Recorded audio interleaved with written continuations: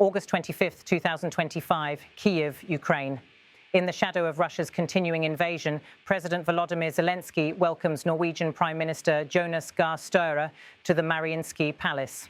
The meeting underscores not only military cooperation, but also Norway's emerging role as one of Ukraine's most consistent European allies. The Mariinskyi Palace, a landmark of Ukrainian statehood, hosts the ceremonial welcome. Soldiers of the Honor Guard take their positions as flags of Norway and Ukraine fly side by side, symbols of partnership and solidarity. Zelensky steps forward to greet his guest, and moments later, Støre's diplomatic convoy arrives. The two leaders shake hands warmly, a gesture reflecting trust and cooperation forged under the pressure of war. For Ukraine, the visit carries significant weight. Norway, a relatively small country by population, has become a major contributor to Kyiv's defense effort. Beyond NATO commitments, Oslo has taken unilateral steps to support Ukraine militarily, economically, and in the energy sector. The meeting comes at a crucial time. Ukraine's military continues to resist Russian advances, but the toll on its infrastructure, economy, and population grows daily. Kyiv insists that peace must not come at the cost of sovereignty, and that any settlement must be backed by guarantees preventing another cycle of aggression. Prime Minister Støre echoes these points, stressing that a ceasefire is a necessary foundation for meaningful negotiations. He emphasizes that only with solid guarantees can peace be sustained, underscoring the importance of equipping Ukraine with the means to defend itself long after the war ends. His remarks reflect a broader European debate. Peace must not mean vulnerability, and security must be permanent, not temporary. President Zelensky responds with gratitude, highlighting Norway's pledge of $700 million to finance the purchase of a Patriot air defense system. These advanced systems are critical to protecting Ukraine's skies, intercepting Russian missiles, and preventing catastrophic damage to cities and civilians. Zelensky reminds his audience that such defenses have already saved thousands of lives, and their continued supply is not just military aid, but humanitarian necessity. The discussion also extends beyond the battlefield. Russia's repeated strikes on energy facilities have left Ukraine vulnerable as winter approaches. Heating, electricity, and even natural gas extraction have become targets of attack. In this context, Norway's assistance in financing energy resources is pivotal.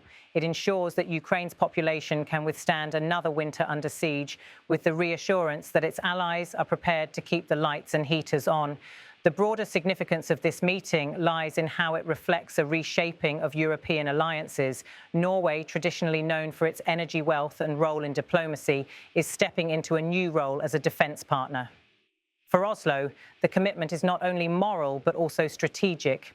A stable and secure Ukraine is essential for Europe's future. For Kyiv, the message is equally important. As the war stretches on, Ukraine insists that its survival depends on more than short-term aid. It requires structural guarantees, political, military, and economic, that ensure the country can never again be cornered by Russian aggression.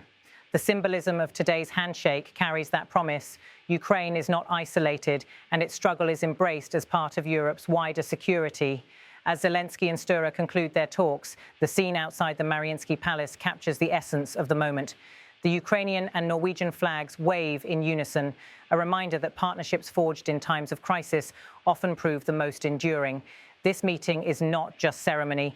It is a signal to Ukrainians enduring hardship, to allies watching from abroad, and to Russia itself that Ukraine's fight is shared. With military aid, energy support, and long-term security guarantees, Norway positions itself as one of Kyiv's most reliable backers. For Zelensky, today's discussions are another step in building a coalition strong enough to defend freedom, protect civilians, and eventually restore peace. For Norway, the visit reinforces its standing as a principled ally, unafraid to commit resources to defend democratic values beyond its borders. In Kyiv, under the blue and yellow sky, the handshake between Volodymyr Zelensky and Jonas Støre stands as both a practical alliance and a powerful symbol, the assurance that Ukraine's survival remains a shared European responsibility.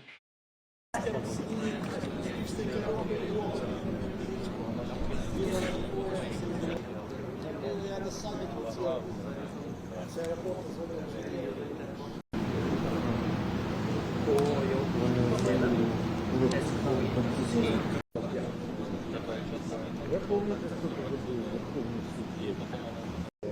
ці дні бачите, 19 сторіччя, а ми прийшли. Ну, йдіть собі, я вас. Morning. Morning. Доброго ранок.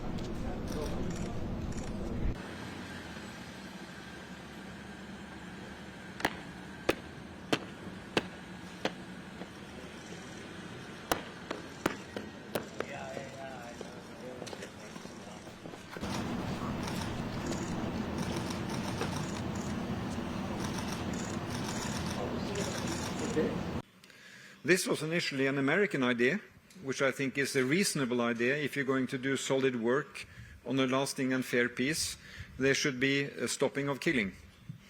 So that's my principle, that ceasefire is a very normal and prerequisite for serious talks. When a peace agreement is reached, there has to be guarantees for Ukraine that there will not be another round of war around the next corner. That's where peace security guarantees comes in. And as I mentioned to you, I think the most critical security guarantee is to provide Ukraine with the necessary solid defense capability that Ukraine can use to defend itself in the future. I want to thank you for the decision to allocate $700 million for the purchase of a Patriot air defence system. This was announced yesterday, and it will significantly strengthen the protection of our skies. Thank you. This is about purchasing exactly such systems, which, as you know, we lack. There are problems. Systems of this type have already saved thousands of lives of our people and are very effective in shooting down Russian ballistic missiles.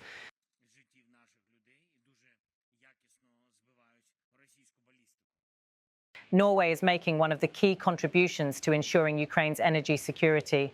We can feel this in particular ourselves. Russia is trying to disrupt our preparations for winter through strikes on our energy infrastructure.